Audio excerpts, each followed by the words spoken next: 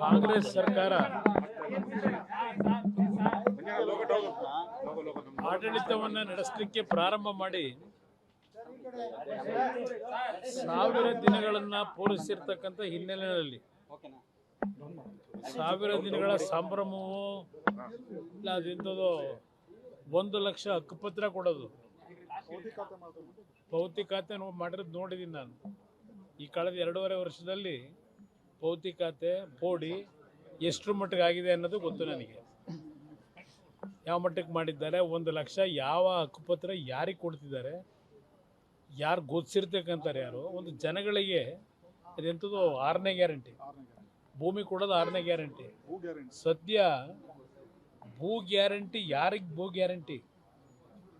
ಸರ್ಕಾರದಲ್ಲಿ ಇರ್ತಕ್ಕಂಥ ಮಂತ್ರಿಗಳಿಗೆ ಭೂ ಗ್ಯಾರಂಟಿ. ಕಾಂಗ್ರೆಸ್ ಪಕ್ಷಕ್ಕೆ ಮತ ಹಾಕಿರ್ತಕ್ಕಂಥವ್ರು ಭೂ ಗ್ಯಾರಂಟಿ ಇಲ್ಲ. ಇಲ್ಲಿ ಇವರು ಕಳೆದ 2.5 ವರ್ಷದಲ್ಲಿ ನೀವು ನೋಡಿದ್ರೆ ಭೂ ಗ್ಯಾರಂಟಿಯನ್ನು 6ನೇ ಗ್ಯಾರಂಟಿ ಪಡ್ಕೊಂಡಿರ್ತಕ್ಕಂಥದ್ದು ಸರ್ಕಾರದಲ್ಲಿ ಇರ್ತಕ್ಕಂಥ ಹಲವಾರು ಮಂತ್ರಿಗಳು. ನಿಮ್ಮ ಕಂದಾಯ ಸಚಿವರದ ಏನು ಬಂತು?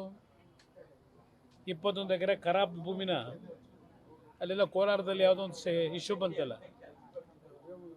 ಇದು ಅದಕ್ಕೆ ಹೇಳಿದ್ದು ಈ ರಾಜ್ಯ ಸರ್ಕಾರದಲ್ಲಿರ್ತಕ್ಕಂಥ ಮಂತ್ರಿಗಳಿಗೆ ಏನು ಹೇಳಿದ್ರಿ ಇನ್ನೊಂದು ನನಗೆ ಭೂ ಗ್ಯಾರಂಟಿ 6ನೇದು ಅದು ಹೊರತುಪಡಿಸಿ ಜನತೆಗೆ ಇವರೆಲ್ಲೂ ಕೊಡ್ತಕ್ಕಂಥ ಪ್ರಶ್ನೆ ಇಲ್ಲ. ಈಗ ಅವನು ಯಾರ ಪಾಪ ಚಿಕ್ಕಬಳ್ಳಾಪುರದಲ್ಲಿ ವಿಷ ತಗೋತೀನಿ ಅಂತ ಯಾತಿ ಕೇಳ್ಕೊಂಡು ಕೂತವನಲ್ಲಿ ಇವತ್ತು ಯಾಕಿಂಥ ಪರಿಸ್ಥಿತಿಗಳಿದೆ? ತಹಶೀಲ್ದಾರರ ನಡವಳಿಕೆಗಳಿಂದ ಅವನೇನೋ ವಿಷ ತಗೋತೀನಿ ಅನ್ಸತ್ರ ಅವರೇ ಕಾರಣ ಅಂತ ಪತ್ರನೂ ಬರೆದವನೇ. ಈ ಥರದ್ದು ಸಾವಿರಾರು ಹೇಳ್ಬೋದು ಈ ರಾಜ್ಯದಲ್ಲಿ ಏನೇನು ನಡೀತಾ ಇದೆ ಅಂತ. ಅದರಿಂದ ಇವರು ಸಂಭ್ರಮ ಆಚರಣೆ ಮಾಡ್ಕೊಳ್ಳೋದು ಇವರ ಒಂದು, ನಾನು ಕೆಟ್ಟ ಪದ ಬಳಸ್ಲಿಕ್ಕೆ ಹೋಗಲ್ಲ, ಇವ್ರಿಗೆ ಬೇಕಾಗಿರ್ತಕ್ಕಂಥದ್ದು ಈ ರೀತಿ ಪ್ರಚಾರಗಳ ಮುಖಾಂತರ ಗ್ಯಾರಂಟಿ ಯೋಜನೆಗಳ ಒಂದು ಸರ್ಟಿಫಿಕೇಟ್ ತಗೊಳ್ಳೋದು. ಈ ಸರ್ಟಿಫಿಕೇಟು ಬಹುಶಃ ಮುಂದಿನ ಚುನಾವಣೆಯ ಸಂದರ್ಭದಲ್ಲಿ ಜನ ಕೊಡ್ತಾರೆ ಅನ್ನೋದು ನನ್ನ ಅಭಿಪ್ರಾಯ. ಅಭಿವೃದ್ಧಿ ಪಥದಲ್ಲಿ ಹೋಗ್ತಾ ಇದಾರಂತೆ ವಿಪಕ್ಷಗಳ ಹೊಟ್ಟೆವರಿ ಅಂತೆ ಅಯ್ಯೋ ರಾಮ, ಅಭಿವೃದ್ಧಿ ನೋಡ್ತಾ ಇಲ್ವಾ ಎಷ್ಟೆಷ್ಟು ಅಭಿವೃದ್ಧಿ ಆಗಿದೆ ಅಂತೇಳಿ? ಯಾವ ಒಂದು ಇಶ್ಯೂನಲ್ಲಿ ಅಭಿವೃದ್ಧಿ ಆಗಿದೆ? ಈ ವರ್ಷದ ಕಳೆದ ವರ್ಷದ ಬಜೆಟು ಘೋಷಣೆ ಮಾಡಿದ್ದು ಎಷ್ಟು, ಅವ್ಯಯದಲ್ಲಿ ಇಟ್ಟಿದ್ದೆಷ್ಟು, ಖರ್ಚು ಮಾಡಿದ್ದೆಷ್ಟು, ಈ ವರ್ಷ ಎಷ್ಟಿಟ್ಟಿದ್ದಾರೆ, ಎಷ್ಟು ಖರ್ಚು ಮಾಡ್ತಾರೆ ಅದೆಲ್ಲ ಜನಗಳ ಮುಂದಿಡಿ. ಕ್ಯಾಪಿಟಲ್ ಅಸೆಟ್ಗೆ ಇವ್ರ ದೊಡ್ಡ ಕೊಡುಗೆ ಏನು ಈ ರಾಜ್ಯದಲ್ಲಿ? ಕ್ಯಾಪಿಟಲ್ ಅಸೆಟ್ನ ಇವತ್ತು ಸರ್ಕಾರ ಏನು ಕ್ರಿಯೇಟ್ ಮಾಡಬೇಕಾಗಿದೆ. ಇಲ್ಲಿ ಕ್ಯಾಪಿಟಲ್ ಅಸೆಟ್ ಇಲ್ಲ.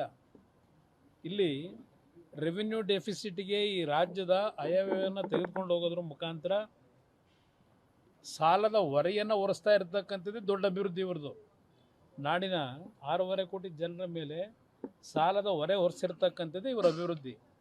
ಆದರೆ ಇವ್ರುಗಳು ಯಾರು 38 ಜನ ಅವರೋ 37 ಜನ ಅವರು, ಇವ್ರು ಯಾರು ಸಾಲಗಾರರು ಆಗಿಲ್ಲ, ಇವ್ರು ಯಾರು ಅಭಿವೃದ್ಧಿನಲ್ಲಿ ಕೊರತೆನೂ ಆಗಿಲ್ಲ. ಇವರಿಗೆ ಸಂಪದ್ಭರಿತವಾಗಿದ್ದಾರೆ ಅಭಿವೃದ್ಧಿನಲ್ಲಿ.